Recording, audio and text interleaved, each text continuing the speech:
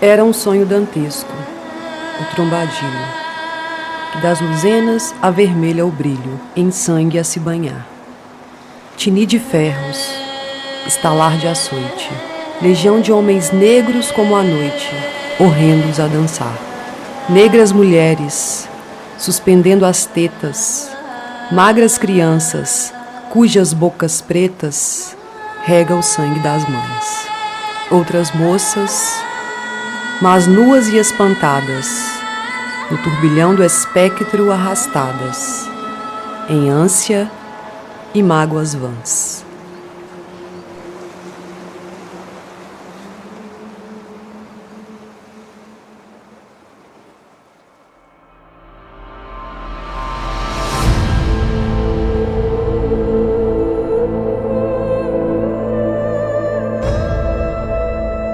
O Brasil foi o último país da América a abolir a escravidão.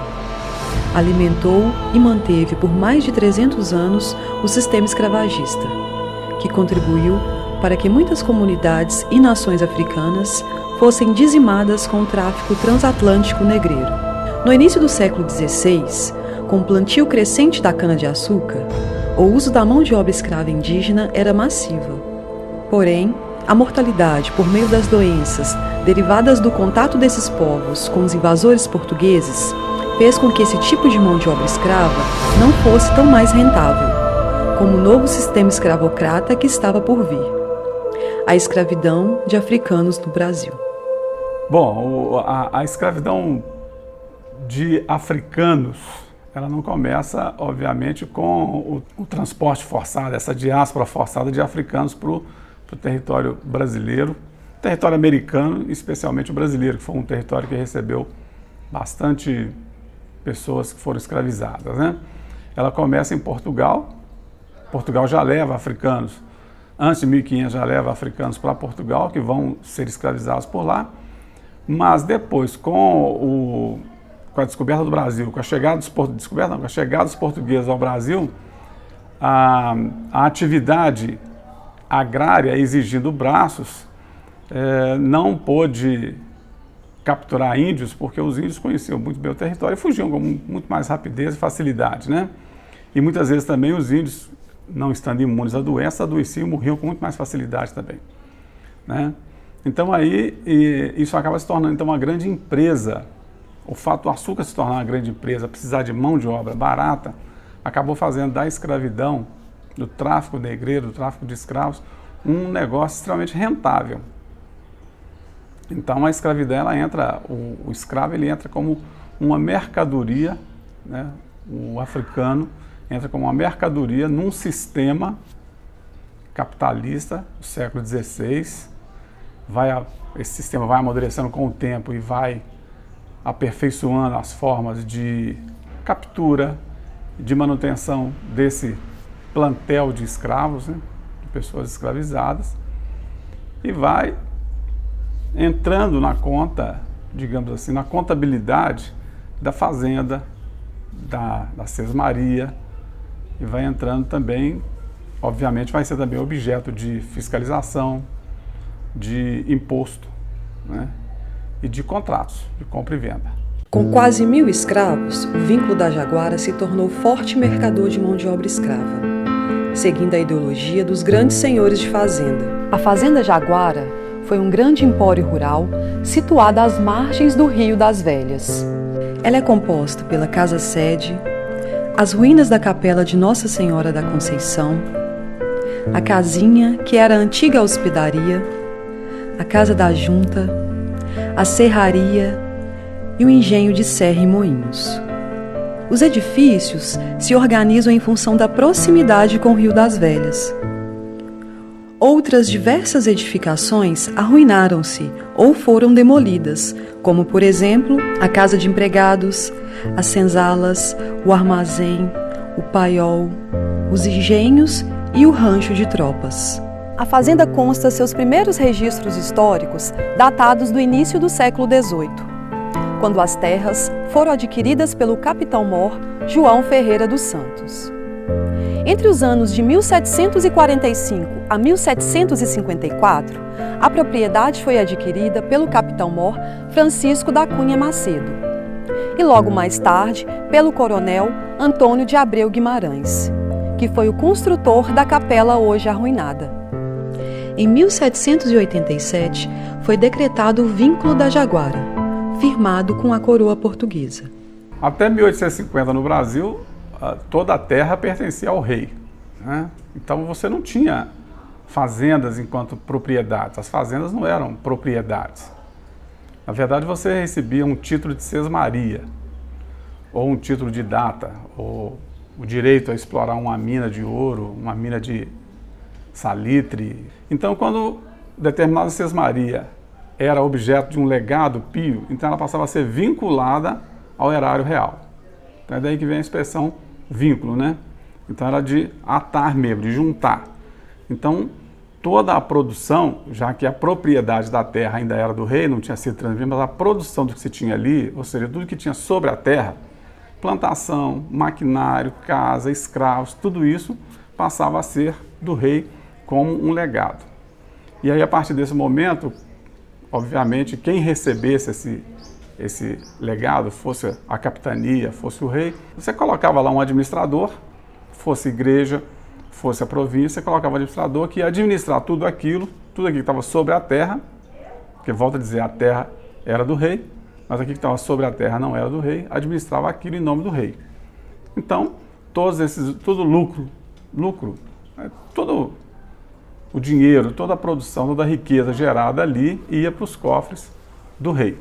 Esse instituto jurídico e ético determinava que os lucros das propriedades fossem destinados a ações beneficentes, tanto na colônia quanto em Portugal. Em 1860, o vínculo foi extinto, sendo várias fazendas leiloadas para que o lucro fosse dividido entre instituições de caridade. No segundo quartel do século XX, a Fazenda da Jaguara foi adquirida pelo diretor da mina de Morro Velho, o engenheiro George Chalmers, que empreendeu melhorias e, ao mesmo tempo, demoliu algumas estruturas de importância histórica do conjunto. A capela, uma das construções mais significativas, teve seus altares, púlpitos, balaustradas e pia batismal doadas à matriz de Nova Lima, em Minas Gerais. O Aleijadinho foi um homem que morreu em 1814, ou seja, ele conseguiu virar o século XVIII para o XIX, né? Mas antes do século XIX, ou seja, por volta de 1780, 85, um pouco antes, já era o grande arquiteto aqui em Minas, né? E arquiteto no sentido antigo da palavra. O que era o arquiteto no sentido antigo da palavra? Geralmente era alguém que pegava uma obra desde o desenho até a conclusão final. A conclusão final incluía muitas vezes os objetos decorativos, né? Ou seja, toda a arte, todo o talento do arquiteto ia também nesses objetos decorativos. Muitas vezes, no caso de igrejas, por exemplo, desde castiçais até a pintura do teto, né? A feitura do altar, a pia, então tudo isso. Então o Aleijadinho era um desses homens completos, né? Um desses arquitetos que davam conta de tudo. O talento dele dava conta de fazer desde o desenho até a entrega final do prédio como objeto de arte e daquilo que decorava o prédio também como objeto de arte.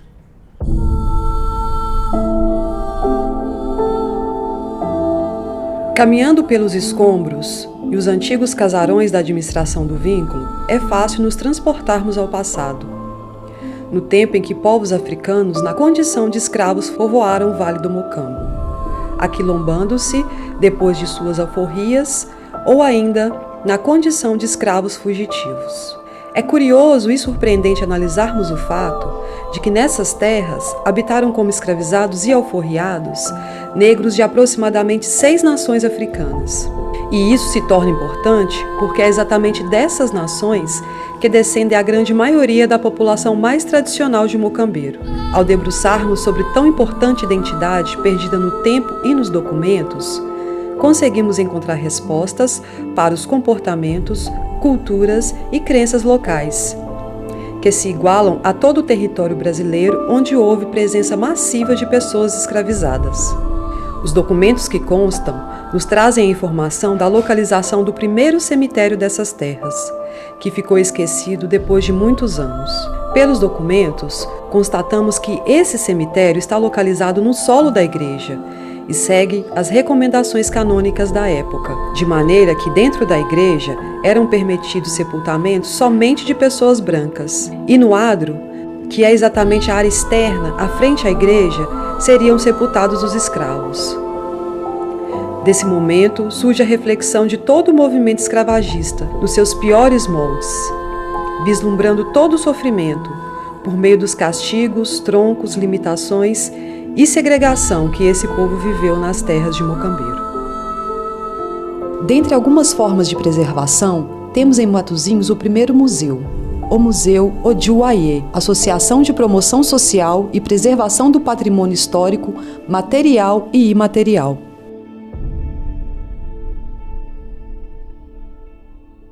Ô mulher dona da casa, licença pra gente entrar. Ô mulher dona da casa, licença pra gente entrar. Ô mulher dona da casa, licença pra gente entrar.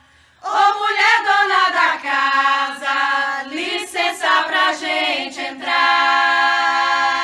A arte, a liberdade foi o que nos trouxe aqui.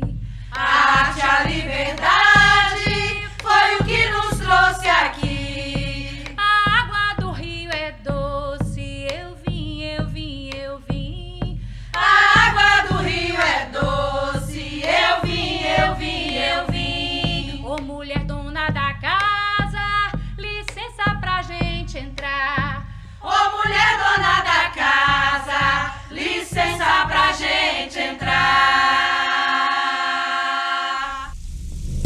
A diáspora africana trouxe ao Brasil e à nossa região a diversidade étnica e cultural que permeia a sociedade até os dias de hoje.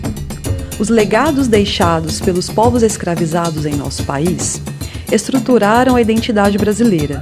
Essa identidade é encontrada nas músicas, na religiosidade, na culinária e nas diversas manifestações populares, dos congados aos maracatus e folias, das irmandades ao candomblé e suas vertentes. Os dados do IBGE mostram que 54% da população brasileira é negra. Isso corresponde atualmente a aproximadamente 116 milhões de pessoas que se declaram pretas. E isso é relevante quando comparamos com a estrutura étnica, social e cultural estabelecida no Brasil, desde a chegada dos povos africanos escravizados em nossas terras. E certamente esteja na pluralidade cultural a importância dos legados, mas acima de tudo, dos desafios da diáspora africana em nossas terras de Mocambeiro e nas terras do Brasil. Há 133 anos da abolição da escravatura, permanece estruturada em nosso cotidiano reflexo da grandeza e inteligência desses povos. A força, a fé e a alegria são as principais características dos grupos tradicionais de Mocambeiro. Para aqueles que foram escravizados, os tambores eram considerados sagrados, uma espécie de ser divino, responsável por elevar os pedidos aos céus, e certamente esteja nessa crença as respostas que nos fazemos ao nos emocionarmos com seus toques.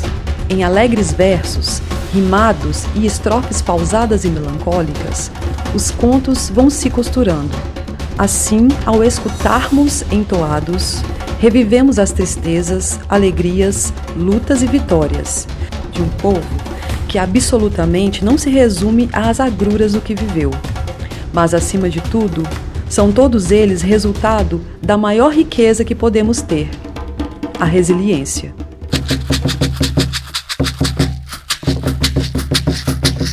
Viva Deus Nossa Senhora e Nossa Senhora oi daqui.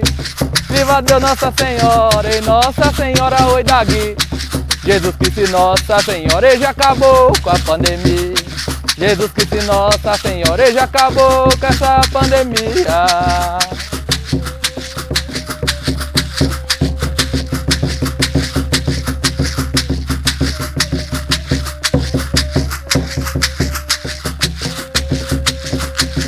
Dia 13 de maio, e a Assembleia trabalhou.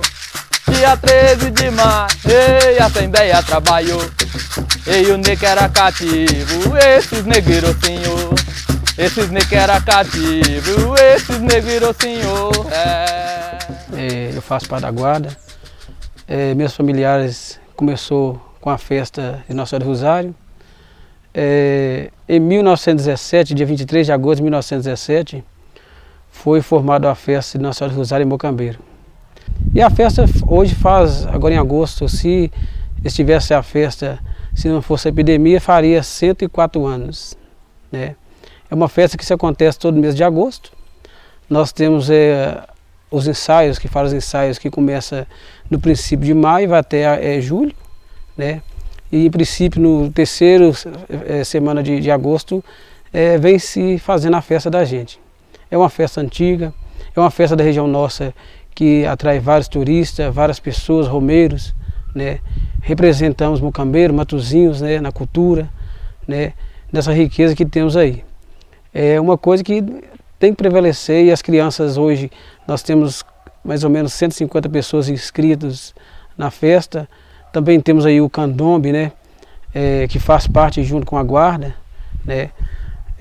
Festeja junto com a gente. Para mim é um sentimento muito grande poder tá ali representando não só minha família, como eu também já sou de raiz do candombe. Vai chegar na festa ali, os ensaios, o coração da gente já começa a disparar, que a gente sabe, já escuta aquele canto longe, né? As alvoradas 5 da manhã. É um sentimento muito grande, a gente se sente lisonjeado. Nossa Folia de Reis aqui, ela foi fundada no ano de 1870, né? Se completou 150 anos, né, de existência. E assim, é um grupo que traz aí mais ou menos 70 a 90 integrantes, né? Todos com o mesmo propósito, né? De levar alegria para as casas da nossa comunidade, né? Inclusive as crianças são o maior alvo da nossa entidade, nossa Folia de Reis, né? Porque gostam muito da Folia de Reis e traz aquela alegria, aquela sensação de prazer, né? Bom, o nosso grupo chama Candombe Filho de Nossa Senhora do Rosário de Mocambeiro, começou lá em 1917. A gente tem como intuito, como nossa fé e tradição, manter a Nossa Senhora do Rosário, a nossa fé e devoção a ela. Quando se trata de coisas que é da nossa salvação principalmente, você sabe que a festa do Rosário é uma festa assim que é um louvor a Maria, porque ela recebeu o dom de receber Jesus, né? É muita emoção quando vai vespando a noite de Natal, né? O coração começa a bater mais forte, né? Porque temos que preparar aquele espírito de Natal, aquele espírito de alegria para as pessoas, né? Principalmente para as crianças. Você via as crianças como que juntam no meio de nós, aquelas criancinhas lá, né? Inclusive a gente faz o nosso encerramento, né? Com um tradicional tropeiro, né? Para incentivar a comunidade, que ajuda muito a entidade, né? E o propósito desse final de festa aí é infundir as crianças, né? Tá ali fardando elas para poder estar incentivando elas a aprender a dançar, a cantar, né? E a gente vê a expressão de cada um integrante, cada um da comunidade, a sensação de alegria e de emoção. Para mim é uma grande emoção, é uma festa muito boa, sabe? E eu acho assim que também ajuda muito a tirar as crianças, os jovens aí da parte que nós estamos vivendo aí, da marginalidade, né? Da droga, dos maus caminhos. Eu gostaria que todos assim participassem, né? Para estar mais envolvido aí na parte religiosa, na fé.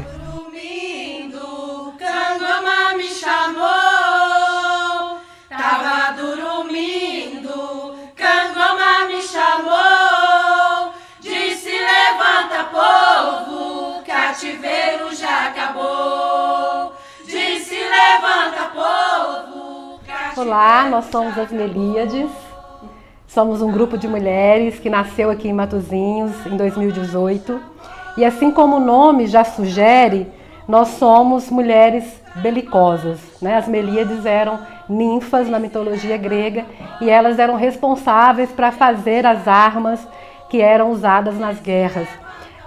Mas elas eram também responsáveis para fazer a ambrosia, que era o doce dos deuses.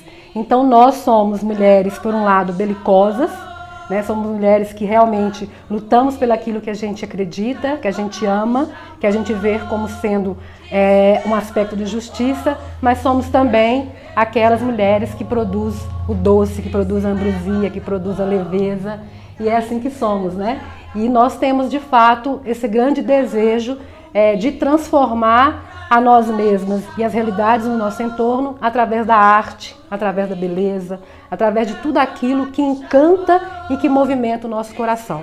Eu arriscaria dizer aqui, em nome de todas, que nós somos mulheres que movemos muito pela emoção, muito pelo aquilo que o coração sente, e a partir daquilo que o coração sente, nós levamos esse sentimento para o corpo, levamos esse sentimento para a nossa razão e transformamos isso em arte, em encontro, em partilha, enfim, né? Esse é o nosso grupo. Eu acho que para saber mais das Melíades, vocês têm que ver as Melíades, porque a gente funciona realmente juntas, fazendo e acontecendo. E a gente espera contribuir com essa história de Matozinhos. A gente acredita que tem muito o que contribuir com Matozinhos e a gente espera que a gente consiga, de certa forma, fazer com que a nossa cidade saia de um lugar de passividade cultural para um lugar em que a cultura seja valorizada, em que a cultura seja levada para as escolas e para todos os espaços. Porque acreditamos, assim como mulheres e mulheres, sobretudo negras, que através da cultura e da arte a gente de fato pode transformar realidades. Então somos as Melíades. Se levanta, povo, cativeiro já acabou. Se levanta, povo, cativeiro já acabou. E o grupo, ele começou em 2013, final de 2013, 2014. Nós encontrávamos aqui no salão da igreja, tá? E toda quarta-feira, de 8 às 9, 9h30. E foi juntando. No início vinha 1, 2, 3 e foi acontecendo. Nós nos encontrávamos para dançar, para fazer artesanato, né? Pintura. Eu fazia um trabalho de arte-terapia com elas, um trabalho de estímulo de memória. E num belo de um dos encontros surgiu uma dinâmica em que elas precisariam cantar uma cantiga de roda do tempo de infância. E aquilo foi fortalecendo e elas foram trazendo um rosto mesmo, uma identidade para o grupo.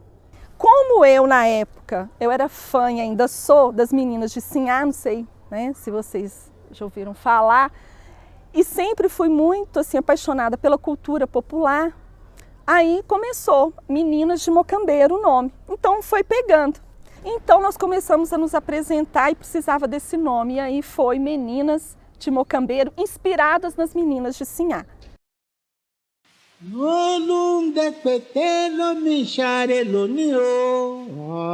O racismo estrutural promoveu durante séculos o apagamento gradativo de questões importantes que sempre estiveram presentes no cotidiano de negros escravizados, alforriados ou ainda dos seus descendentes. E uma dessas questões é a religiosidade trazida de África. E a ela agregou-se conhecimento e comportamentos importantes na preservação de aspectos presentes nos dias de hoje em nosso cotidiano.